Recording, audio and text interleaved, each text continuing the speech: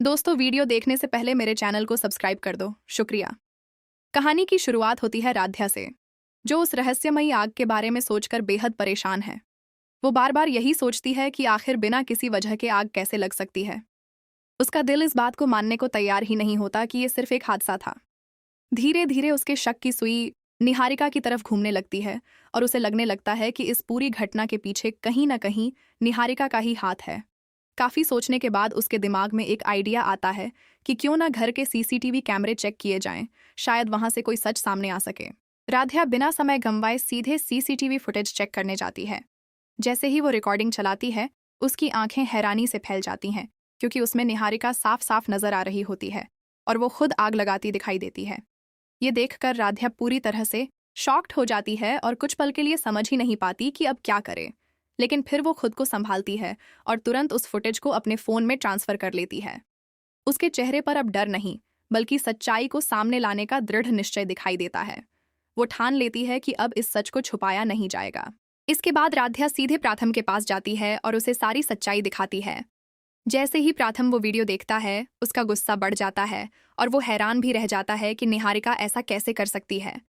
वो तुरंत निहारिका के पास जाता है और उससे सख्त लहजे में पूछता है कि क्या उसने ये सब किया है। निहारिका पहले तो इनकार कर देती है और मासूम बनने की कोशिश करती है। वो कहती है कि वो ऐसा कभी नहीं कर सकती और क्यों अपने ही परिवार को नुकसान पहुंचाएगी। उसकी बातें सुनकर लगता है जैसे वो सच छुपाने की पूरी कोशिश कर रही हो। प्राथम को उसकी बातों पर बिल्कुल भी भरोसा नहीं होता, इसीलिए वो राध्या से कहता है कि लैपटॉप पर फुटेज सबके सामने दिखाई जाए। जैसे ही वीडियो चलाया जाता है, निहारिका के चेहरे का रंग उड़ जाता है और उसकी सच्चाई सबके सामने आ जाती है। अब उसके पास कुछ भी कहने को नहीं बचता। प्राथम गुस्से में आकर उसे जोरदार थप्पड़ मार देता है, जिससे निहारिका रोने लगती है और अपनी गलती मानकर माफी मांगने लगती है। घर के बाकी सदस्य भी ये सब देखकर हैरान रह जाते हैं और दादी तो इस सच को देखकर पूरी तरह से शॉक्ड हो जाती हैं। इसी बीच घर का माहौल पूरी तरह तनाव से भर जाता है।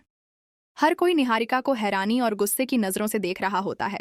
कुछ लोग उसके खिलाफ सख्त कदम उठाने की बात करते हैं, तो कुछ अब भी इस बात को समझने की कोशिश कर रहे होते हैं कि आखिर उसने ऐसा क्यों किया। निहारिका रो रो कर अपनी सफाई देने की कोशिश करती है, लेकिन अब उसकी कोई भी बात किसी को सच नहीं लगती। राध्या एक तरफ खड़ी ये सब देख रही होती है और उसके मन में भी कई सवाल चल रहे होते हैं। दूसरी तरफ राध्या की सास बहुत खुश होती है कि राध्या ने हिम्मत दिखाकर सच्चाई सबके सामने ला दी। अब घर का माहौल पूरी तरह बदल चुका है और हर कोई निहारिका की सच्चाई जान चुका है। लेकिन कहानी यहीं खत्म नहीं होती। असली सवाल अब ये है कि क्या प्राथम निहारिका को घर से बाहर निकाल देगा या उसे एक और मौका देगा। क्या राध्या और प्राथम की जिंदगी अब खुशियों से भर जाएगी या फिर कोई नया मोड़ आने वाला है।